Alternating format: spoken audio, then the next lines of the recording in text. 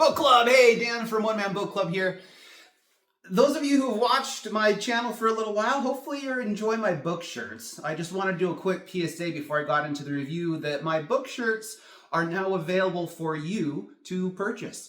Go to onemanbookclubshop.com and you'll find a whole collection of really fun, cool, book nerdy t-shirts there. Go check it out for me. I'll put the link down below. onemanbookclubshop.com. Let your book nerd flag fly high for me, guys. All right, enough of that. Sorry for the PSA. It's just new and I'm excited. Anyway, okay, so today, book review, All the Glimmering Stars by Mark T. Sullivan. Oh my word. Okay, guys, I remember reading the World War II historical fiction novel by Anthony Doerr called All the Light We Cannot See. I read it years ago. You might have read it too. It was really, really good. I loved it. But when I was done, I wanted to punch Anthony Doerr in the nose because it was just, it was such a hard ending. Not long after that, I read Beneath a Scarlet Sky by Mark Sullivan. Now, it's the same genre, covering the same time period, and I loved it too. But instead of wanting to punch Mark Sullivan, I wanted to hug him instead, because turns out that Mark Sullivan writes the stories I want to read. All the Glimmering Stars is his latest, and it is a masterpiece. This book connoisseur does not make that declaration lightly. I finished it a couple of weeks ago, and my mind is still digesting it. How could it be true? How is it possible? How could it be? I don't know, but I'm so glad that I know the past, so now I can be thoughtful of the future. All the Glimmering Stars is based on the true story of Anthony Apoka and Florence Okori, who as teenagers were kidnapped and forced into slavery as child soldiers for a fanatical terrorist named Joseph Kony.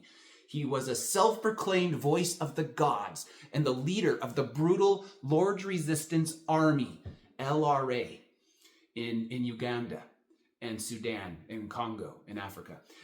The novel plunges into the heart of 1990s Uganda and Sudan, when the brutality of the LRA was at its peak. Well, as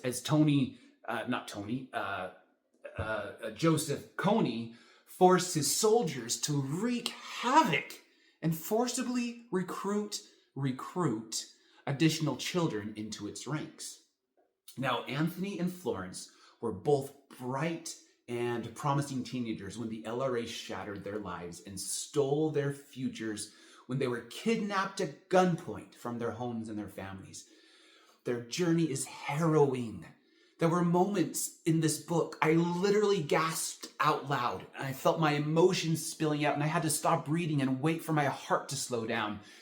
There was one scene, it just won't leave my mind.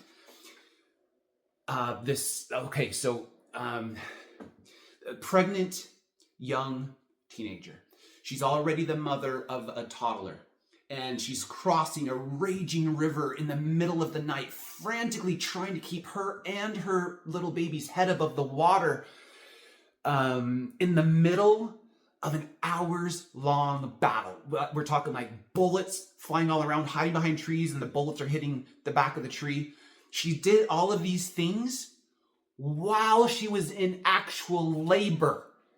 And she delivered her baby by herself behind a tree that was getting shot at by machine guns. She delivered her baby by herself in the middle of this battle after surviving this horrific crossing of this river while she wasn't, her water had already broken, and she did this in labor. And I can't get it out of my mind that actually happened.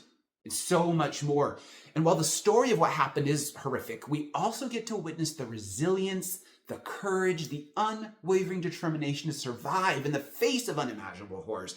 And what makes All the Glimmering Stars truly exceptional is the love story that blossoms amidst the chaos.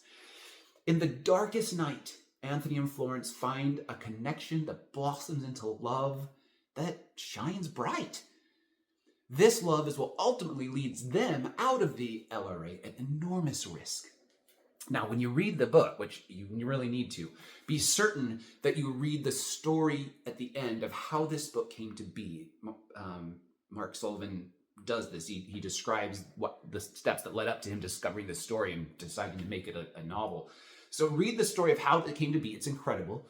As well as read the afterword by Anthony and Florence themselves. While the story is dramatized, it's fictionalized, it is a true story. And that is so incredible. Sullivan's meticulous research shines through in every detail.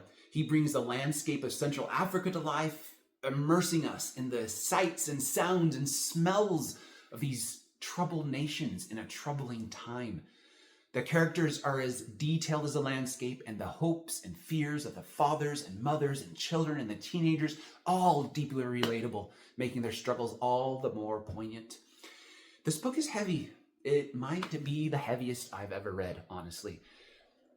But it's a story of hope and resilience.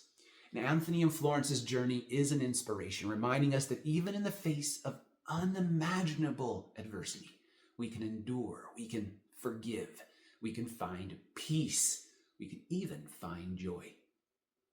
Now, Mark Sullivan doesn't shy away from the darkness. There's violence depicted here, trauma, sexual assault, all of these things happening to children. This dad recommends All the Glimmering Stars to readers 16 and up. Make sure if you have your kids read it, give them space to talk about what they read. It's pretty powerful. I really suggest you read All the Glimmering Stars, everyone. Happy reading.